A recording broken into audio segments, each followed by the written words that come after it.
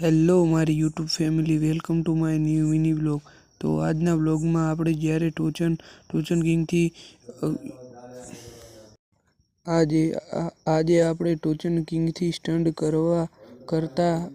કરવા જવાનો હતો.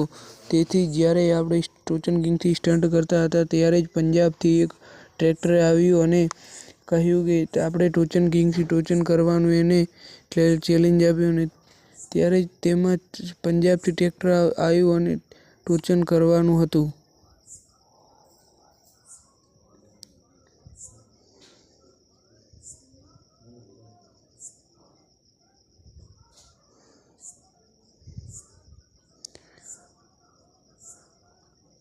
અને ટોચન કિંગ સાથે ટોચન બાંધીને ટોચન મુકાબલો સ્ટાર્ટ કર્યો. ત્યારે